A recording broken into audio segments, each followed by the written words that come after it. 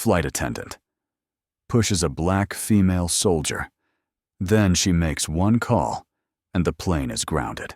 A black woman in military uniform was stopped right at the entrance to the business class cabin. Not because of a ticket issue, but because of the look in a flight attendant's eyes that said she didn't belong there. What they didn't know: one phone call from her, and that entire flight wouldn't be leaving the ground.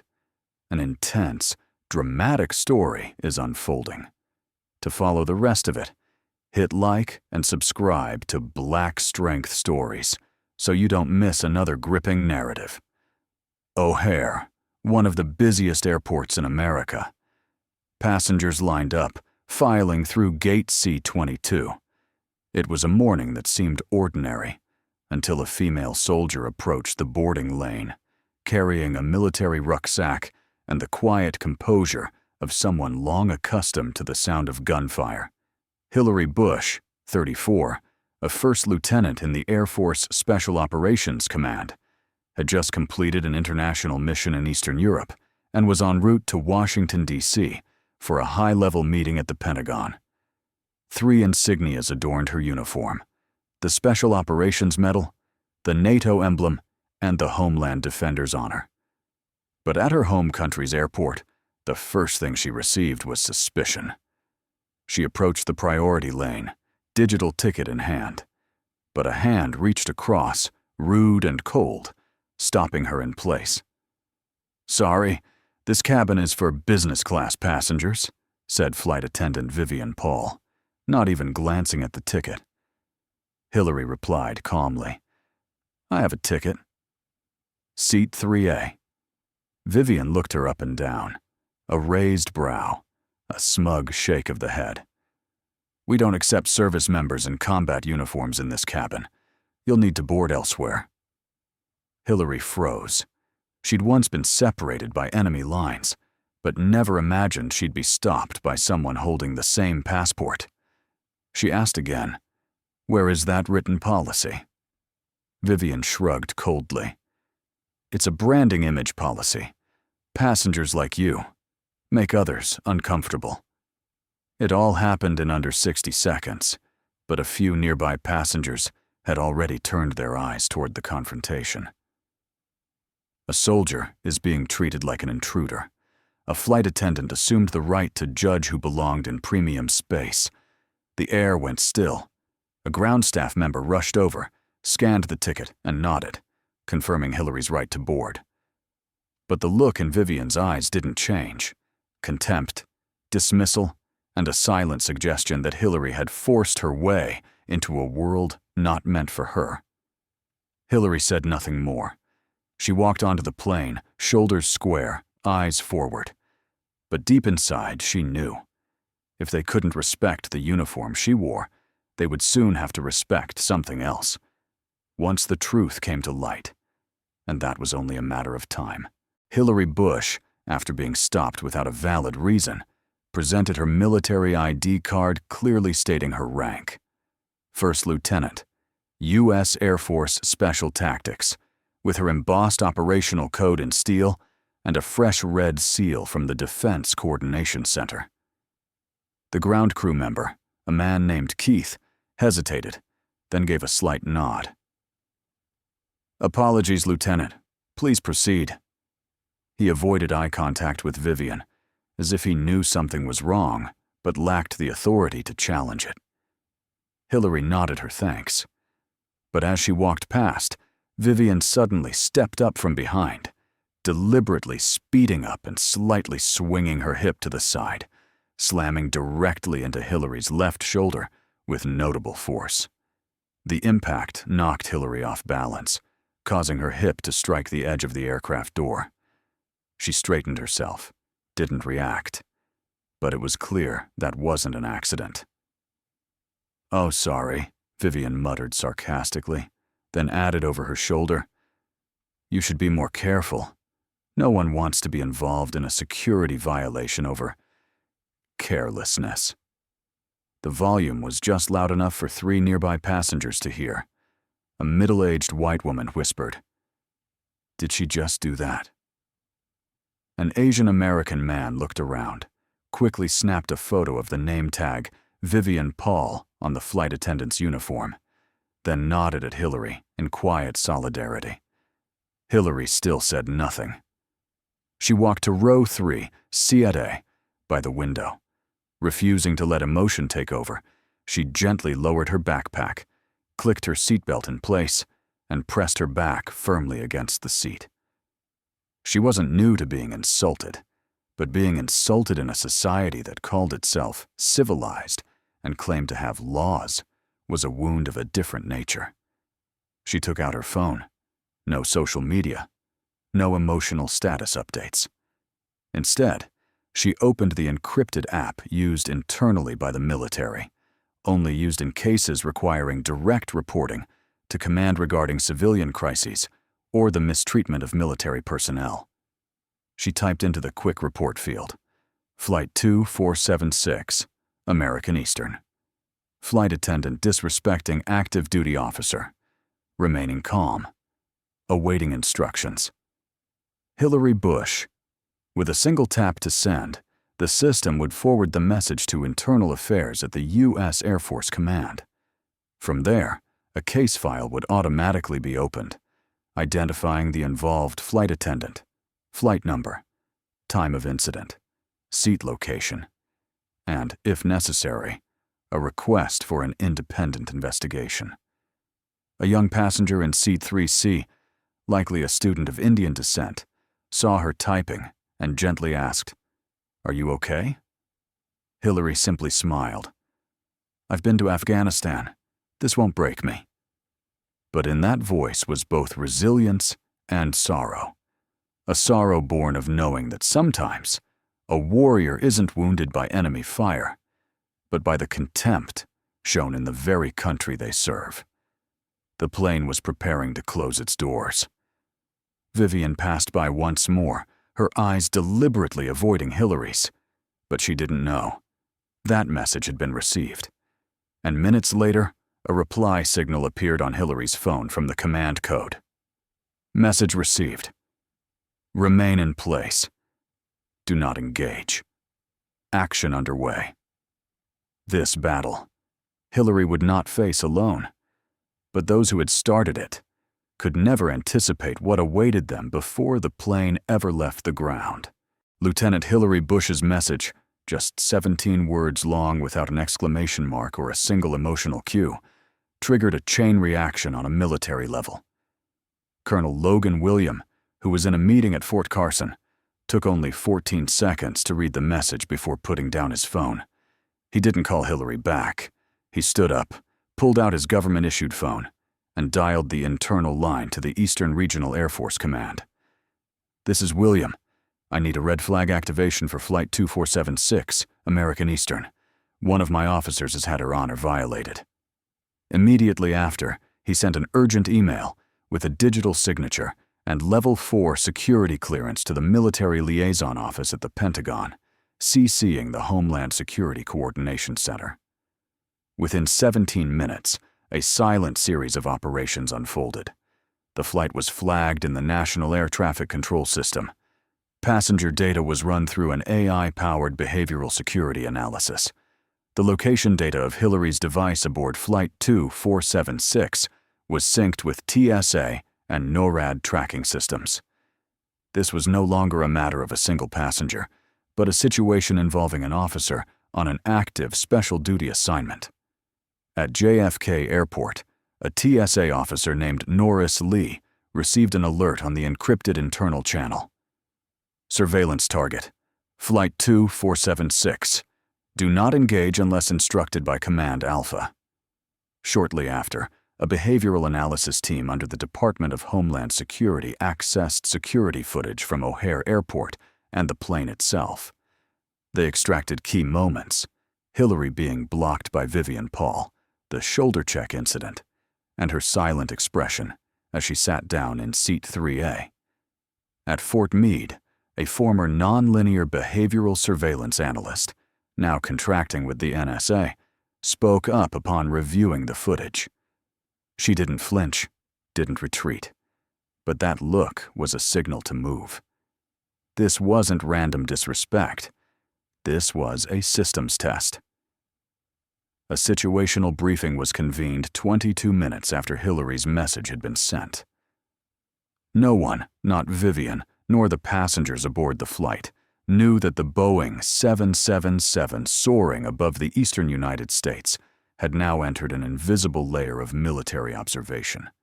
To outsiders, this was just another commercial flight. But to the national security infrastructure, it was a developing scenario. And Hillary, who had spent over 9 years serving in global hotspots, coordinating intelligence in joint NATO and U.S. defense operations, understood one thing clearly. Sometimes there's no need to argue. You just message the right person and let the system do the rest. But this was only the beginning. As the aircraft approached New Jersey airspace, a decision was already being drafted inside the office of the Secretary of the Air Force. No one knew it yet, but in less than 2 hours, a single phone in Seat 3A would bring an entire airline to a congressional hearing.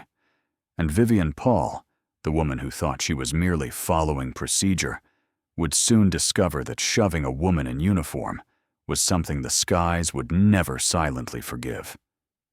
When Flight 2476 leveled off at 36,000 feet, passengers began to relax, pull down their window shades, order meals, and browse movies on their screens. But the atmosphere in the business class cabin was far from pleasant for Hillary Bush. After being deliberately shoulder-checked, she remained composed, saying nothing, silently adjusting the insignia on her military uniform. She sat properly in Seat 3A, hands resting on her thighs, eyes straight ahead. But that silence masked a series of subtle yet deeply toxic behaviors that were beginning to unfold. Vivian Paul, the lead flight attendant, passed by Hillary's seat twice without asking if she wanted anything. When Hillary took the initiative and pressed the service button, Vivian arrived with a scowl and said, "We're busy right now. Please wait a moment." Her voice was ice cold, and she didn't make eye contact.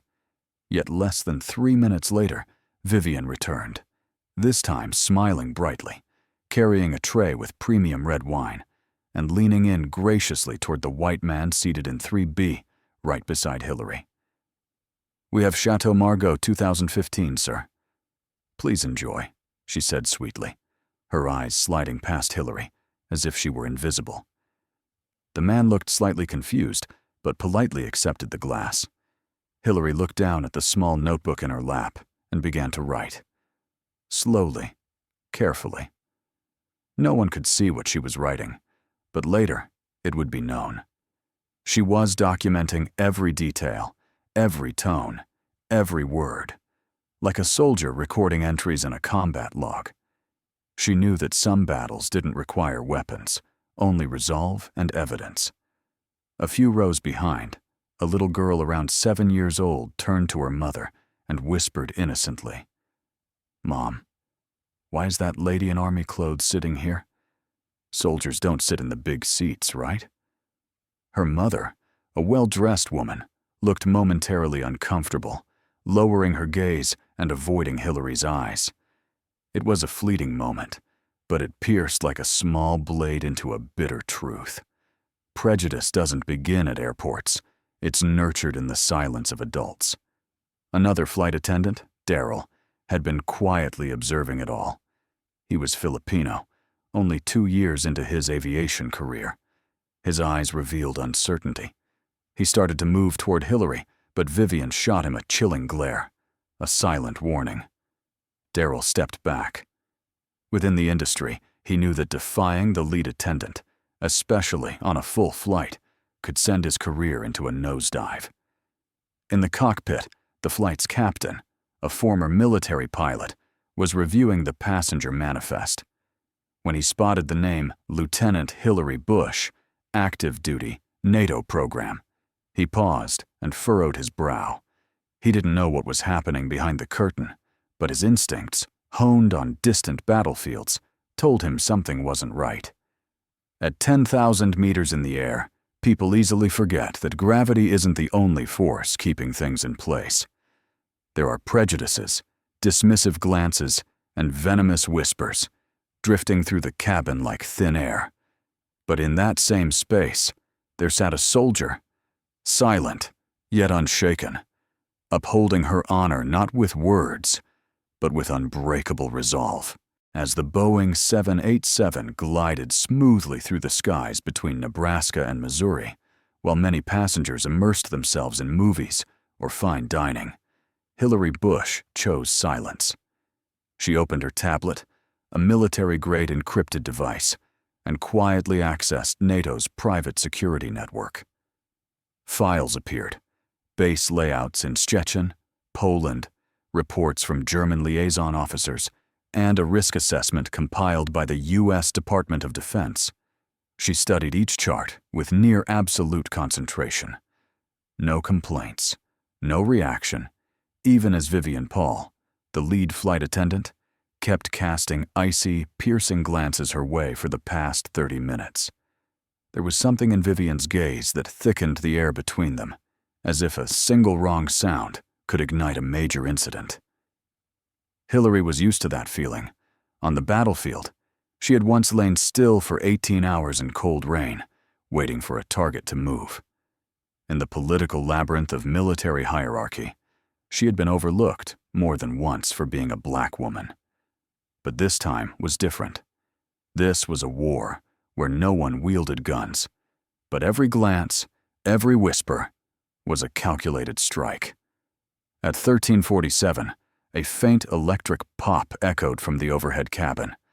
The seatbelt sign blinked on. Passengers straightened in their seats. 1 minute later, the captain's voice came over the intercom.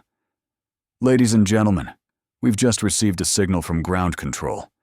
Due to an undetermined technical issue, this flight will be rerouted to land at an alternate airport in Kansas City. We appreciate your cooperation." No one spoke for several seconds, but frequent flyers, especially business-class regulars, began to murmur. "A mechanical issue on a premium flight. Kansas City's not on the route, is it? What's going on here?" Vivian furrowed her brow and strode quickly toward the cockpit. She passed Hillary without a word, but a glance at Hillary's tablet, where the NATO logo glowed unmistakably, revealed that she had started to suspect something larger was at play. In business class, a passenger in seat 2D, a prominent international lawyer, whispered to his companion, "I don't buy the technical explanation. There's something else. Rerouting during perfect weather like this is highly unusual." Hillary remained still, but she already knew. The landing wasn't because of any mechanical fault. It was the outcome of a chain of actions triggered by a single message, and a military honor protection system that never sleeps. At the same time, at the U.S. Air Force Strategic Command Center located in the Pentagon, a large screen displayed a red message. Flight 2476, active intervention underway. Objective: investigate racial discrimination toward active duty military personnel. Colonel Logan William didn't take his eyes off the screen. He nodded slightly and said to his aide, "We're going to show the world that no one gets to diminish a soldier because of their skin color." The silence on the plane began to be replaced by confusion, but only Hillary knew. The real storm was still waiting ahead. And this time, she wasn't fighting alone. The screech of the plane's tires rang out as it touched down on the runway of Kansas City International Airport. The soft amber lights of the runway glinted off the metallic body of the Boeing 787 like a silent signal. Something was about to happen, something none of the passengers could have anticipated. In the business class cabin, the silence was so dense that one could clearly hear the tense exhale of a few individuals. The crew announced that the aircraft would pause for 45 minutes for a technical inspection and refueling. But the reality was far more complex. As soon as the plane came to a complete stop at Gate 18, 4 airport security personnel in dark blue uniforms, accompanied by 2 military police officers in camouflage, appeared at the jet bridge. One flight attendant attempted a polite smile and asked what they needed, but was completely ignored. Leading the group, a military police captain named Monroe walked straight into the business class cabin. Without checking the passenger manifest, he looked around and called out clearly, "Is there a Hillary Bush here?" The entire cabin seemed to freeze. Hillary, seated in 3A, slowly looked up. She wasn't surprised. She simply nodded and raised her hand. The officer nodded back. "You are ordered to disembark immediately. A senior officer is waiting for you on the ground." A wave of murmurs rippled through the cabin. Some passengers assumed she was being arrested. A white man in seat 2B blurted out, "What did she do?" A young woman raised her phone to record a video.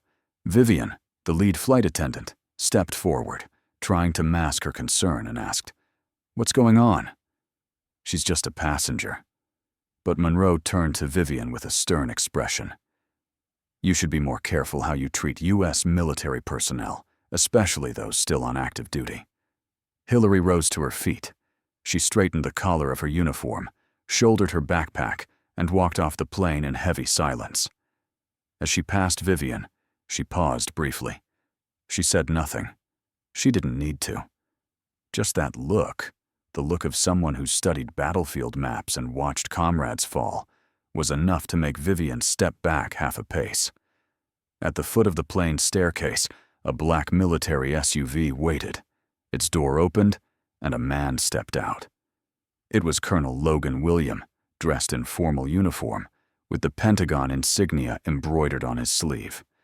He didn't offer a handshake as would be customary. Instead, he saluted in full military protocol. Hillary returned the salute with a sharp, steel-like snap. "Get in, Lieutenant," he said. "The Pentagon wants to hear directly what happened on that flight." On the way out of the airport, Logan William handed Hillary a tablet. The screen displayed surveillance footage from the aircraft cabin, edited clips showing the moments Vivian refused service, the deliberate shoulder bump, and the sarcastic remark caught by the seat microphone. He spoke softly. "It's all been recorded. Not just for you, but for every other uniformed service member who will board a plane after you." Hillary nodded. She didn't need to say anything else. Above, the Boeing 787 remained in the sky. But on the ground, the battle for the dignity of a black female soldier had truly begun. In the special military lounge located in the west wing of Kansas City Airport, Hillary Bush sat across from Colonel Logan William. Outside, a triple-layered security perimeter stood firm, with guards standing at attention. Inside, the atmosphere was taut as a drawn wire. Colonel William placed a thick folder in front of her, stamped with an urgent seal. "Confidential. Department of Defense." Inside that folder were audio recordings from Seat 3A's microphone, airline security camera footage, and official complaint reports signed by passengers. Included was a formal statement signed personally by him, titled, "Discrimination Against Active Duty Officer During Flight, AE 2476, submitted simultaneously to 3 entities: the Office of the Federal Aviation Administration, FAA, the U.S. Department of Transportation, and the Executive Board of American Eastern Airlines. "I didn't come here to make noise," the colonel said, his voice calm but razor-sharp. "I came here because you cannot be insulted without someone being held accountable."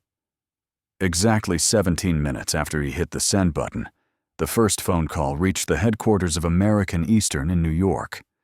The recipient was the Vice President of Communications, and within the next 40 minutes, 6 executive board members were called back from vacation. An emergency meeting, designated PR Emergency Tier 1, was convened at 7:30 p.m. that same day, with a single agenda: media response and legal consequences regarding the incident involving Officer Hillary Bush. Meanwhile, in Kansas City, Vivian Paul, the lead flight attendant, was summoned to an urgent airline meeting inside the airport's secure zone. She was not permitted to use her phone. and was required to sign an official acknowledgement of misconduct. The reason? Disrespecting a military passenger and violating airline policy concerning the treatment of active duty service members.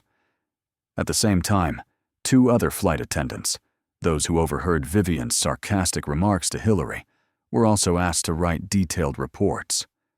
One of them, a male attendant named Drew, blurted out when questioned, "I think she just already had a bias against people in uniform." A simple statement, yet enough to shake the internal system. According to the airline's data, there had never been a precedent where a military passenger in business class was denied beverage service solely for wearing a uniform. That very night, American Eastern's leadership ordered an internal review of similar cases from the past 12 months. A data filtering system was deployed, scanning over 2,000 passenger feedback forms related to cabin crew interactions with military personnel. Hillary sat in the lounge, her eyes fixed on the flight route displayed on the screen. Colonel William looked at her and said, "That phone call you made, simple and timely, might have just rewritten the airline's entire policy on military treatment."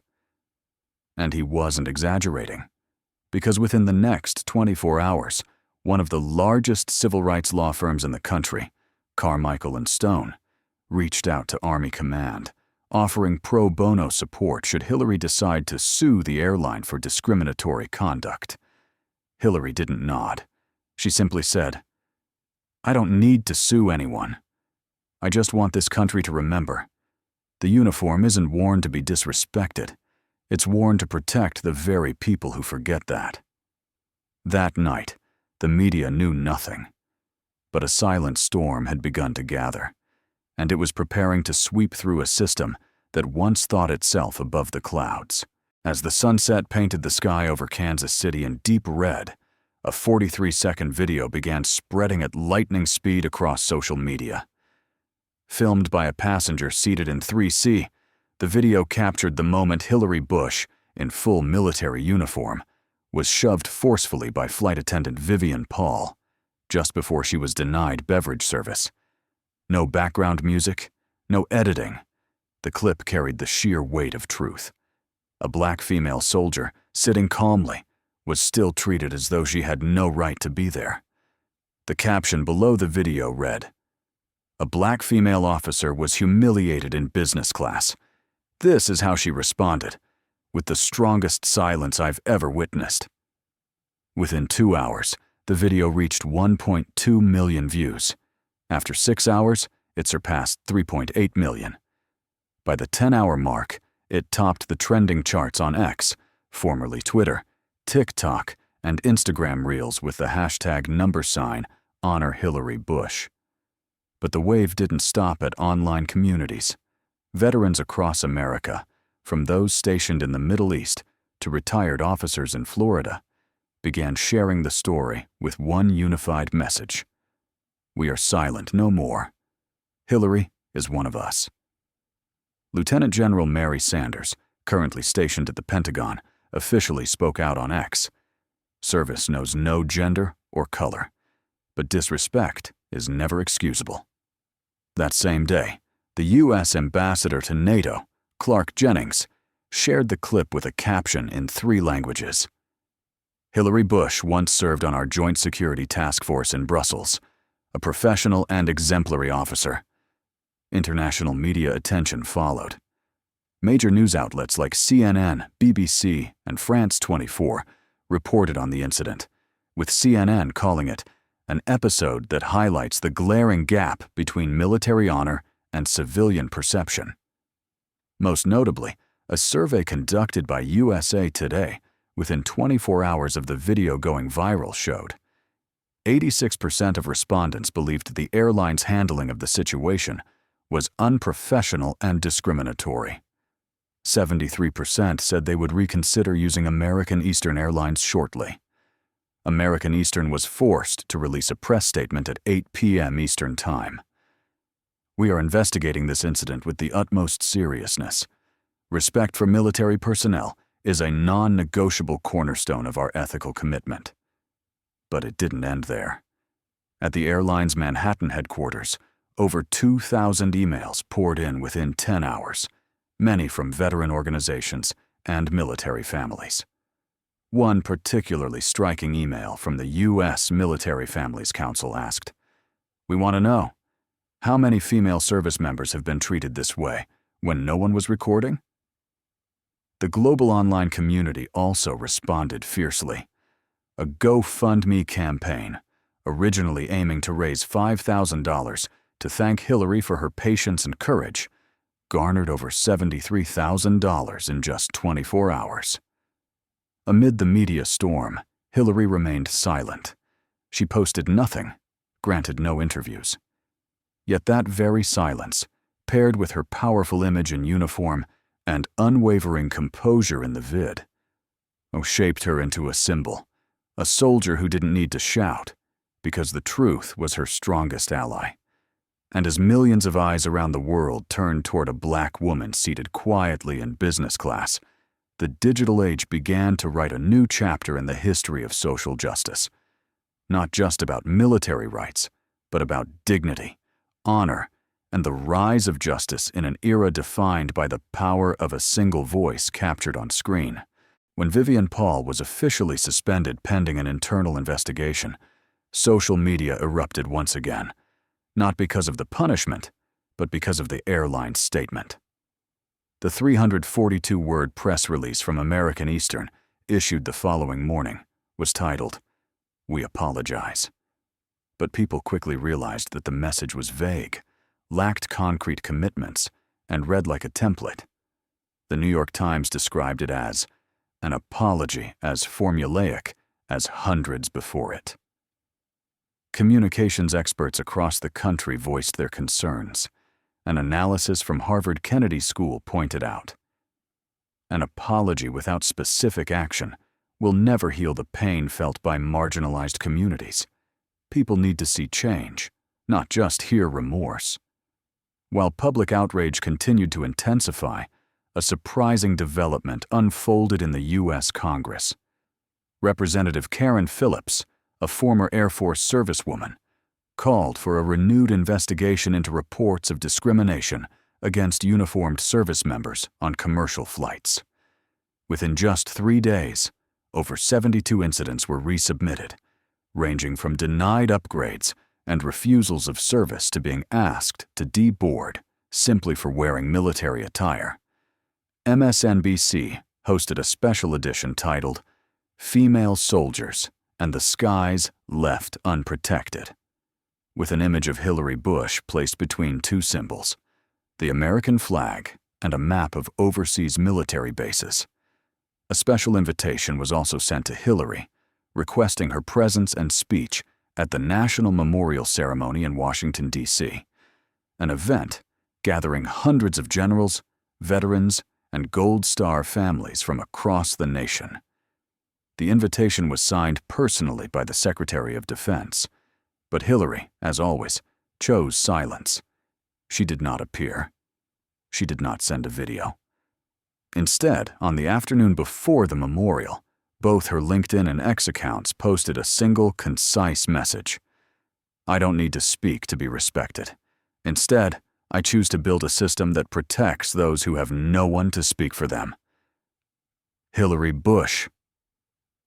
Attached to the post was the logo of a newly founded organization, Silent Shield, the Quiet Guard, a nonprofit based initially in Colorado Springs, with the mission to document, monitor, and offer legal aid to service members facing discrimination in civilian settings. The initiative provides a 24/7 hotline and connects to human rights and military advocacy groups.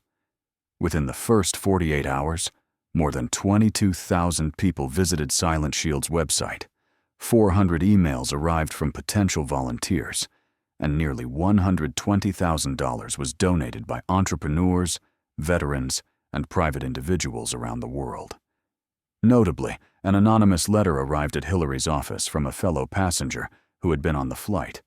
It read only, "I was silent then. I'm sending $10,000 now to make it right."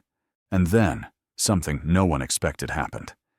3 major airlines, including American and Eastern Airlines, announced they would partner with Silent Shield to re-examine their employee training protocols and develop specialized programs for handling interactions with uniformed service members on board. What seemed like a quiet refusal to speak became the most powerful call to action. Instead of speaking, Hillary turned her pain into purpose, not for herself, but for the thousands of other soldiers still sitting silently in a world not yet ready to see them with fairness and respect. 3 months after the incident on Flight 2476, on a crisp morning in Washington, D.C., a national forum titled Justice Above Clouds was held in the main hall of the Eisenhower Center. It was the first time the civil aviation sector had partnered with the Department of Defense to host a nationwide conference addressing justice and discrimination in the skies. All seats had been filled in advance. Nearly 1,100 attendees were present, including high-ranking military officers, CEOs of major airlines, members of Congress, and media representatives. But the person everyone was waiting for said nothing during the first hour of the event. Hillary Bush stepped onto the stage with military precision. Her combat uniform stood out amid the sea of gray suits and silk ties. The spotlight illuminated the row of medals on her left chest. Medal of Honor, NATO Distinguished Service Medal, Middle East Combat Badge. But it wasn't the medals that made the entire audience rise to their feet. There was no background music, no introduction. Hillary gently placed a sand-colored military ID card, embossed with the Pentagon seal, on the podium. It was the very same card that had been ignored, dismissed as meaningless, by Vivian Paul. She delivered no speech. Hillary simply bowed to the audience, holding their gaze calmly. Then she turned and stepped down from the stage, one stare at a time, with the bearing of someone who knew her worth was not defined by applause, but by the weight of her chosen silence at the precise moment it mattered. The entire hall stood up. No one had to be told. Those who had once doubted her, those who had looked at Hillary through the lens of her skin color, her uniform, or her seat in business class, now stood in reverent silence. The media dubbed it the most powerful speech without a word.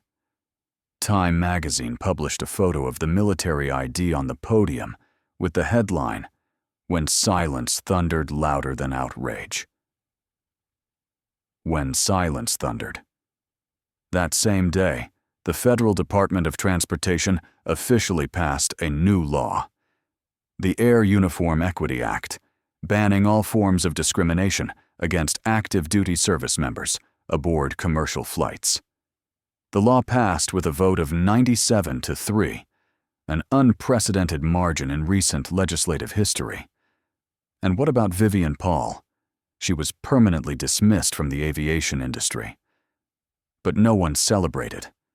Because the lesson wasn't in her job loss, it was in what she would never witness, that the woman she had belittled became the face of a movement for change. And Hillary Bush? She returned to Fort Carson to continue training her Special Operations Unit. When asked why she hadn't spoken at the conference, she simply smiled. There are times when you don't need to shout to be heard. The sky is wide enough to echo the voice of justice, and this time it echoed loud and clear. We often assume battles only happen on the front lines, but sometimes the greatest battles are fought in the cabin of a plane, amid stares of prejudice and the proud weight of silence. Hillary Bush didn't scream. She didn't fight with fists. She stood with honor, allowing the truth to speak through action, through a single gaze, through a step taken without bowing her head. And that silence sparked the largest wave of resistance the skies had seen. The question wasn't just for the airline, it was for all of us. Are we treating those who defend our freedom with fairness? Or do we only see them through skin color and uniform? What do you think? Was Hillary's silence weakness, or was it power? Leave your thoughts in the comments below. And don't forget to like, subscribe, and hit the notification bell so you never miss another inspiring story from Black Strength Stories, where we honor power and dignity that rise above all prejudice.